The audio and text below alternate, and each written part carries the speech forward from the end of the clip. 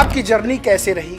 शुरुआती क्या संघर्ष करना पड़ा आपको? देखिए, ऐसा है, मैंने तो 31 साल की उम्र में तैयारी शुरू की थी और मेरा एम सिविल सर्विस की तरफ जाना था भी नहीं। Actually I was chemistry lecturer. जब मैंने तैयारी शुरू की तो बहुत लोगों ने मतलब मेरे ऊपर कमेंट किए कि यार तुम उस उम्र में तैयारी कर रहे हो जिस उम्र में लोग छोड़ देते हैं। बहुत कम संख्या होती पास होने वालों की, बहुत बड़ी संख्या होती है फेल होने वाले की।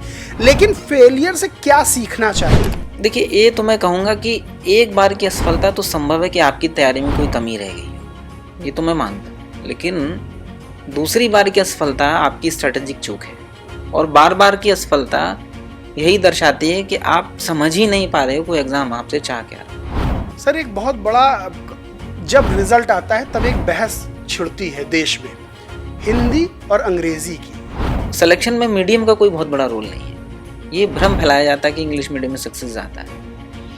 वास्तविकता है भाई, मेरा खुद का हिंदी मीडियम रहा है। आज भी अमेरिका में ऑफलाइन टीचिंग है, वहाँ आज भी बच्चे क्लास में जाते हैं पढ़ने के लिए, टीचर बाकायदा ब्लैक बोर्ड पर पढ़ाता है। और हम लोग IAS में, UPSC में आप 45% पर सेलेक्ट हो जाते हो, वहाँ क्यों नहीं आ रहे भैया 95?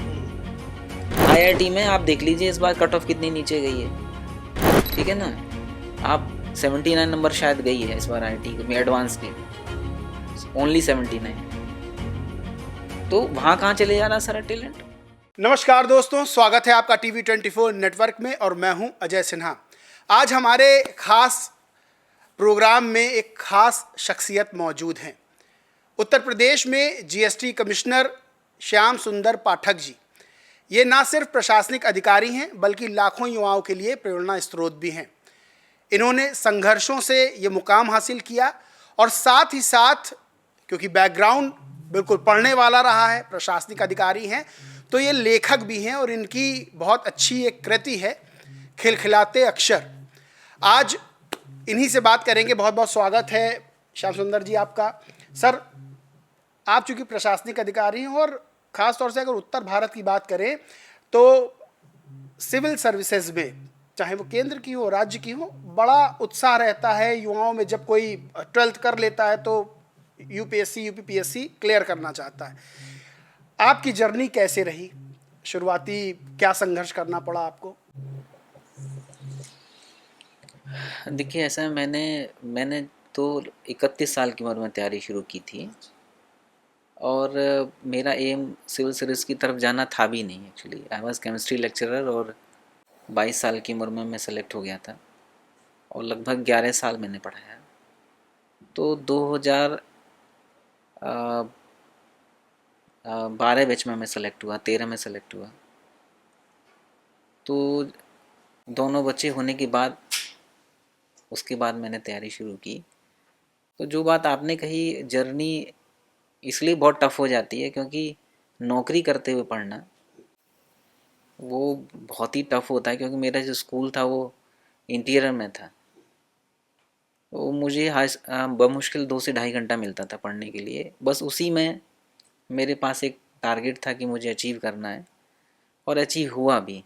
तो बस मैं इतना ही कहना चाहूँगा कि लक्ष्य की जितनी भी बाधाएं हैं जो आपको बड़ी लगती हैं, वो सिर्फ आपका देखने का नज़रिया है। जब मैंने तैयारी शुरू की तो बहुत लोगों ने मतलब मेरे ऊपर कमेंट किए कि यार तुम उस उम्र में तैयारी कर रहे हो जिस उम्र में लोग छोड़ देते हैं।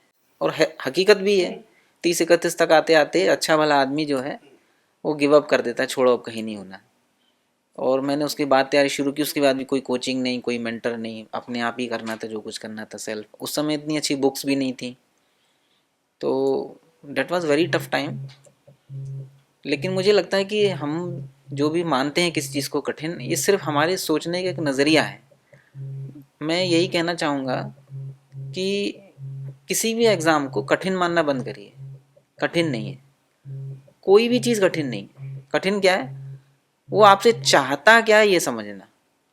जिस दिन आप ये जान लोगे कि ये एग्ज़ाम आपसे चाहता क्या है, उस दिन ये एग्ज़ाम निकलना शुरू हो जाएगा। आखिर क्या कारण है कि एक बच्चा लगातार कई बार निकाल दे रहा है और एक ऐसा है जो 5-6 साल से तैयारी भी कर रहा है, उसका नहीं निकल रहा है। इसका मतलब एग्ज़ाम कठिन नहीं। कठिन होता तो यकीन मानिए सारे IIT के बच्चे, सारे डॉक्टर्स इस एग्ज़ाम को निकाल लेते। लेकिन बहुत सारे ऐसे भी बच्चे हैं जो IITian हैं, बट वो क्वालिफाई नहीं कर पा रहे।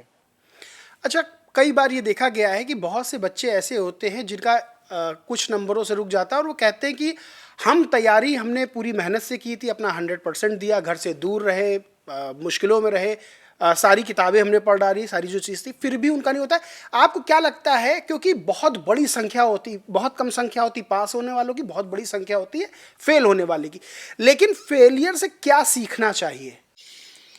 देखिए, ये तो मैं कहूँगा कि एक बार की असफलता तो संभव है कि आपकी तैयारी में कोई कमी रह गई हो, ये तो मैं मानता हूँ। लेकिन दूसरी बार की असफलता आपकी स्ट्रेटेजिक चूक है, और बार बार की असफलता यही दर्शाती है कि आप समझ ही नहीं पा रहे हो कोई एग्ज़ाम आपसे चाह क्या रहा है। ठीक है ना? तो मैं हमेशा कहूँगा कि यदि आप बार बार असफल हो रहे हैं, मेहनत में कमी नहीं है, आप कहीं ना कहीं चूक कर रहे हो कि आखिर ये एग्ज़ाम आपसे चाहता क्या है। और जिस दिन आपको ये समझ में आ जाएगा, उस दिन कोई भी एग्ज़ाम क्रैक होना शुरू हो जाएगा। सर, एक बहुत बड़ा, जब रिजल्ट आता है तब एक बहस छिड़ती है देश में, हिंदी और अंग्रेजी की। ये माध्यमों की बहस छिड़ती है कि अब जो परीक्षा हो रही है वो अंग्रेजी माध्यम वालों के लिए ज़्यादा इजी है। जैसे कि आपने देखा होगा कि पहले हिंदी पट्टी के बच्चे बहुत पास करते थे, अब जो एमबीबीएस हैं, आईआईटीएन हैं, आईआईएम से पढ़े हुए, वो ईजिली इस परीक्षा को क्रैक कर रहे हैं। ऐसा कुछ है या मिथ है ये? देखिए, मैं आपको बताऊं कि ना तो ये सत्य है ना ये झूठ है। झूठ इसलिए नहीं क्योंकि ऐसा हो रहा है, ठीक है ना, और सच इसलिए नहीं है क्योंकि सिलेक्शन में मीडियम का कोई बहुत बड़ा रोल नहीं है। ये भ्रम फैलाया जाता है कि इंग्लिश मीडियम में सक्सेस ज़्यादा है। वास्तविकता है भाई, मेरा खुद का हिंदी मीडियम रहा है और मैंने उत्तर प्रदेश भी निकाला लोक सेवा आयोग, उत्तराखंड भी निकाला, राजस्थान लोक सेवा आयोग भी निकाला। तो मैं तो नहीं मानता कि हिंदी मीडियम से सक्सेस नहीं है। सच्चाई ये है कि हमको झांकना पड़ेगा अंदर। आजकल के हिंदी मीडियम के बच्चे इतनी वर्तनी संबंधी अशुद्धियाँ करते हैं कि उनके एक एक पेज में 5-5 6-6 गलतियाँ निकलती हैं। और जब इतनी गलतियाँ निकल रही हैं तो एग्जामिनर यार समझ जाता है कि भाई, और एग्जाम में ना देखिए सब कुछ क्षम्य है, लेकिन वर्तनी संबंधी अशुद्धियाँ बिल्कुल क्षम्य नहीं है। ठीक है ना? आप जो भी भाषा लिखिए एकदम फ्लॉलेस लिखिए, उसमें कम से कम स्पेलिंग मिस्टेक्स ना हो। तो जब आप स्पेलिंग मिस्टेक ही नहीं रोक पा रहे हो तो आप किस तरह से आशा करते हो कि आप हिंदी मीडियम में अच्छे नंबर ले आएंगे। दूसरा एक और बात मैं बताऊं, हिंदी मीडियम के बच्चों के साथ दिक्कत क्या है, क्योंकि मैं हिंदी मीडियम में से ही क्वालिफाई किया और हिंदी मीडियम के बच्चों को लगातार पढ़ाता रहता हूँ। मैं आज भी अभ्युदय जो सरकारी कोचिंग है, माननीय मुख्यमंत्री जी का जो एक ड्रीम प्रोजेक्ट्स है कि हमारे हर बच्चे को फ्री एजुकेशन मिले, मैं उसमें भी लगातार पढ़ाता रहता हूँ। तो जो हिंदी मीडियम के बच्चे उनको मैं बहुत अच्छे से जज करता हूँ। उनके साथ दिक्कत एक तो ये है कि उनकी अपब्रिंगिंग बहुत अच्छे स्कूल्स में नहीं हुई है। आजकल जब भी अच्छे स्कूल की बात आती है हमारे दिमाग में सबसे पहले इंग्लिश मीडियम की बात आती है। दूसरी बात कि जैसे ही बच्चा हिंदी लिखना शुरू करता है, सीखना शुरू करता है, वो अपनी भाषा को बहुत कठिन करता चला जाता है। उसको लगता है कि मैं इतना कठिन लिखूं, इतना उत्कृष्ट लिखूं कि पढ़ने वाला चमत्कृत हो जाए मेरी हिंदी से। कभी कभी तो लगता है उनमें जयशंकर प्रसाद की आत्मा उतर आई है। अरे भाई, कठिन लिखने से नंबर नहीं आएंगे, अच्छा लिखने से नंबर आएंगे। ठीक है ना? आप जो भी लिखिए एग्जामिनर एक बार में समझ में आ जाए कि हाँ ये पढ़ा हुआ नहीं है, ये गुना हुआ है। और जो गुना हुआ व्यक्ति होता है ना, वो इतने सरल शब्दों में अपनी बात कहता है कि पढ़ने वाला समझ जाता है कि हाँ ये व्यक्ति जो है ना, इसने मथ दिया है सबको। तो मैं साफ कहूँगा हिंदी मीडियम के बच्चों से कि सरल भाषा रखिए, वर्तनी संबंधी अशुद्धियाँ बिल्कुल मत करिए, और ये दिमाग से निकाल दीजिए कि कठिन लिखेंगे या बहुत क्लिष्ट हिंदी लिखेंगे तो ही आपके नंबर आएंगे। नहीं, सरल लिखिए, सहज लिखिए, सरस लिखिए। ठीक है ना? और पढ़ने वाला वो चमत्कृत नहीं, खुश हो जाए आपका पढ़ के, दोबारा पढ़े। ठीक है ना? सर, एक सवाल और है जो कि बेहद ज़रूरी है आज के समय में। जो बच्चे तैयारी कर रहे हैं वो किसी भी परीक्षा की कर रहे हो, लेकिन आज के समय में अगर पहले के समय में देखें तो मोबाइल का इतना ज़्यादा चलन नहीं था। लोग किताब खोलते थे और किताबों में ध्यान लगाते थे। लेकिन आज के समय में जिस तरह से रील्स का कल्चर है, जिस तरह से मोबाइल के बगैर आदमी 5 मिनट भी नहीं रह सकता है, इंटरनेट उसे प्रोवाइड करा दिया गया है। तो इस दौर में जब बच्चे दिग्भ्रमित हो रहे हैं, यानी कि करना उनको कुछ है लेकिन बीच बीच में भटक जाते हैं, इससे कैसे बचें। और दूसरी चीज़ कि इंटरनेट को लेकर, मोबाइल को लेकर एक नकारात्मक छवि बनी हुई है कि बच्चे इंटरनेट को देखकर रील्स में ज़्यादा प्रभावित होकर उसमें शामिल हो जाते हैं। लेकिन अगर इसका दूसरा पहलू ये देखें तो आज जितनी आसानी से नोट्स उपलब्ध हो जाते हैं, जितनी आसानी से बड़े बड़े लेखकों की आपको किताबें फ्री में इंटरनेट पे मिल जाती हैं, तो इसको कैसे आप देखते हैं कि क्या ये बहुत निगेटिव है मोबाइल से इंटरनेट का आना, या इसको पॉजिटिव वे में लेना चाहिए? देखिए, मेरा तो ये मानना है कि जो चीज़ सहज उपलब्ध हो जाती है ना, उसकी वैल्यू नहीं होती। हम लोग, अब मुझे लगता है शायद आपने भी, हम लोग एक तो सेकंड हैंड किताबों से पढ़ते थे। हमारे टाइम में वो नई किताबें पढ़ने का ना तो चलन था, वो इतनी महंगी होती थी हम लोग। दूसरा कि हर शहर में, जैसे दिल्ली जाते थे तो नई सड़क है, तो वहाँ बहुत, या लखनऊ में या इलाहाबाद में, तो सेकंड हैंड किताबें घंटों लगाते थे हम लोग, क्योंकि किताबें इजीली अवेलेबल नहीं थी। और सिर्फ खरीदते नहीं थे, पढ़ते भी थे, और बाकायदा लाइब्रेरी भी मेंटेन करते थे। और आज भी मेरे यहाँ लाइब्रेरी है अच्छी खासी।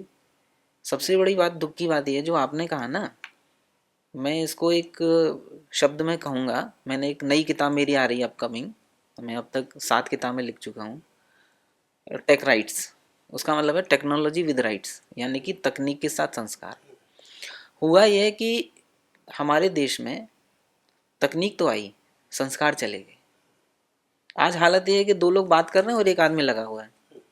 अरे सामने वाला आदमी बेवकूफ़ थोड़े भाई। हम उस आभासी दुनिया में जीते हैं जहाँ हमारे कितने फॉलोअर हैं, सब 50,000, और आपको बीमार पड़ जाए तो हॉस्पिटल में देखने एक ना आवे। तो ऐसी झूठी दुनिया में जीने का क्या मतलब है?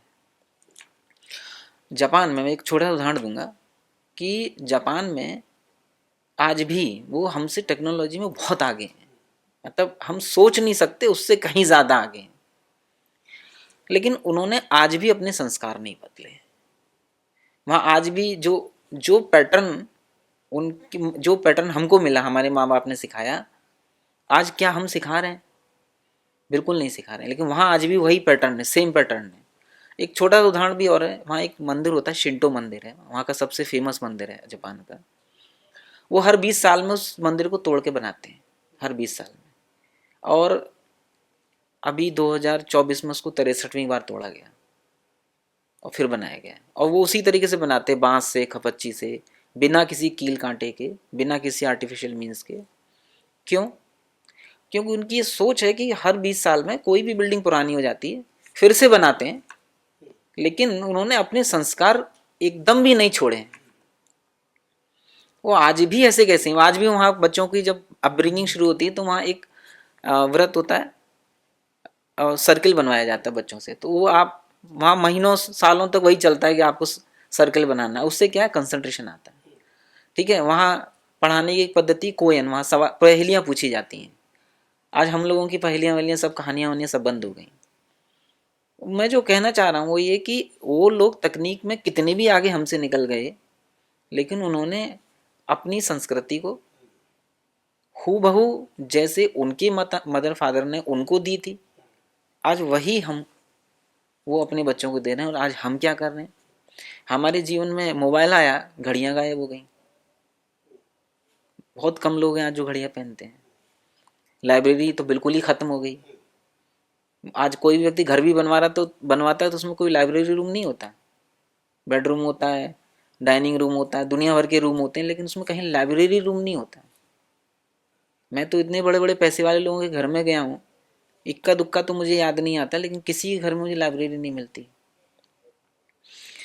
तो मोबाइल हमारी एक कैसेट लाइब्रेरी खा गया। पहले हम लोग किसी घर जाते थे तो कैसेट दिखाता था वो अपनी, कि देखो, और उसकी कैसेट से हम पता लगाते थे कि वो उसका सोचने का लेवल क्या है, क्या पसंद है ना, क्या पसंद है, क्या लेवल है उसका। ठीक, तो हमारी लाइब्रेरी खा गया, हमारे कैलकुलेटर खा गया, कैमरा खा गया। जबकि कैमरा अपने आप में फ़ोटो खींचना एक कला है। और देखिए, आज भी मैं आपको बताता हूँ, जापान में आज भी एनालॉग फोटोग्राफ होते हैं। एनालॉग मतलब जो पहले नहीं होते थे, क्लिक किया। तो आप सोचोगे यार, जापान इतनी हाई टेक्नोलॉजी के बावजूद भी एनालॉग कैमरे से क्यों फोटो खींचे जाते हैं वहाँ?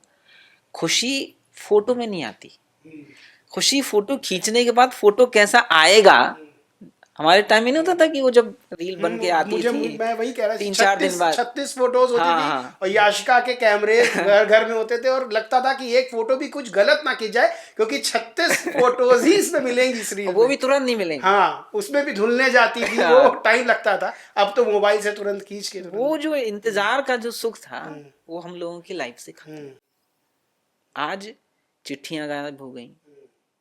ठीक है, आप ध्यान करो, चिट्ठियां हम लोग पढ़ते थे तो 5-5 बार 4-4 बार पढ़ते थे, हम्म, उसकी व्याख्या होती थी, हम्म, एक आदमी पढ़ता था सब सुनते थे। हम्म, ठीक है, और अब तो सब खत्म हो गया। तो मुझे कहने में कोई संकोच नहीं है, मेरा आग्रह सिर्फ इतना सा है, ठीक है मोबाइल है, आया है, आएगा, तकनीक आई है, आएगी, एआई आ रहा है, आएगा, तकनीक को आने दो, वो पार्ट ऑफ द लाइफ है।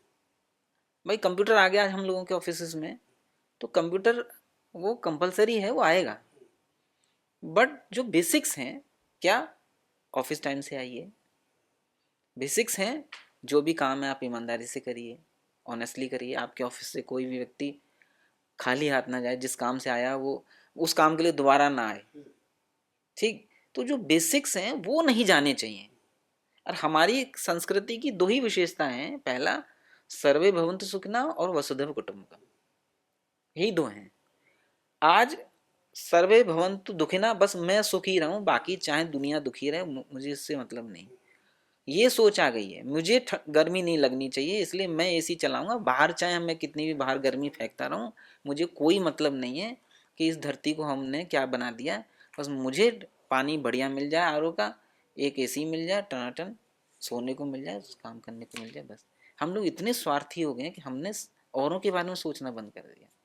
और वसुधैव कुटुंबकम तो भूल ही जाइए, हम लोग अपना परिवार नहीं बचा पा रहे हैं।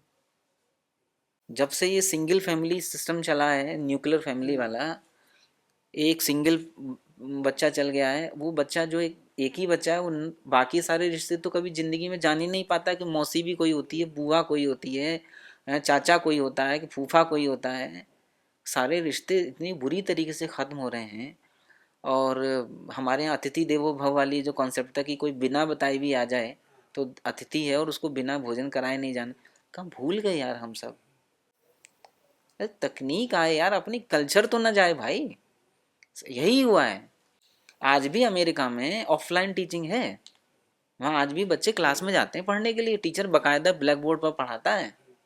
और हम लोग, मुझे तो ऑनलाइन ने सब खत्म कर दिया। और मैं हमेशा कहता हूँ, मैं बीइंग अ टीचर, अरे केमिस्ट्री और फिजिक्स और मैथ ये तो एआई भी पढ़ा देगा, ये तो टेक्नोलॉजी में उसमें फॉर्मूला भर दो कोई पढ़ा देगा।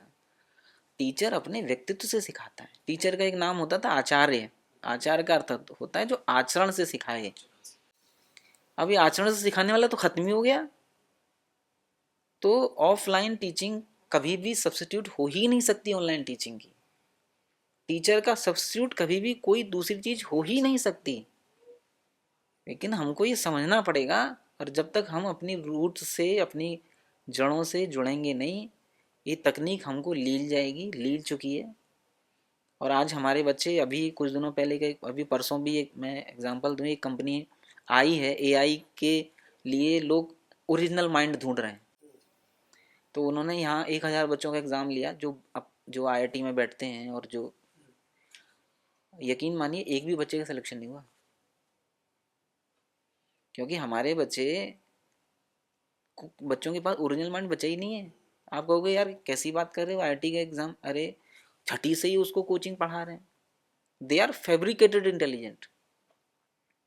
जब किसी की अपब्रिंगिंग ही आप इतनी अच्छी करोगे, उसको जब से उसने होश संभाला आप उसको आईआईटी के बड़े बड़े प्रोफेसर पढ़ाएंगे, तो अच्छे वातावरण में तो कोई भी बीज जो है पौधा बन जाएगा।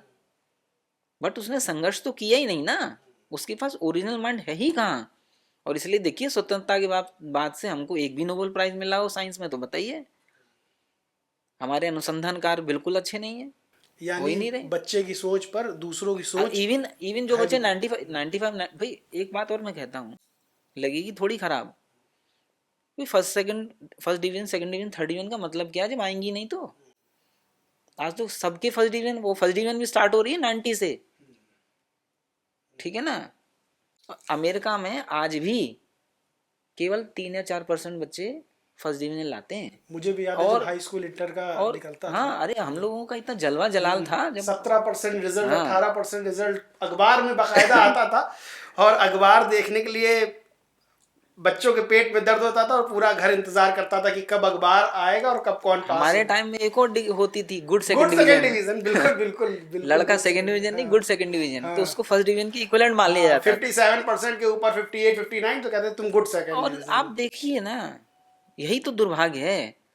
आईएएस में, यूपीएससी में आप 45% पर सेलेक्ट हो जाते हो, वहां क्यों नहीं आ रहे भैया 95? आईआईटी में आप देख लीजिए इस बार कट ऑफ कितनी नीचे गई है, ठीक है ना। आप 79 नंबर शायद गई है इस बार आईआईटी में एडवांस की, ओनली 79। तो वहां कहाँ चले जा रहा सारा टैलेंट? तो ये हमको खत्म करना पड़ेगा बच्चों के दिमाग से। बच्चों के दिमाग में सूडो नंबर ऐसे तैरे हुए हैं, अपने आप को 95 97 लाता है, और जब इंटरव्यू देने आता है उसको हम कहते हैं एक एप्लीकेशन लिखना या एक टॉपिक दे दो, एक लाइन दे दो, उसको एक्सप्लेन कर दे, एकदम नील है वो, नील। बहुत अच्छी और बहुत गहराई वाली बात आपने बताई।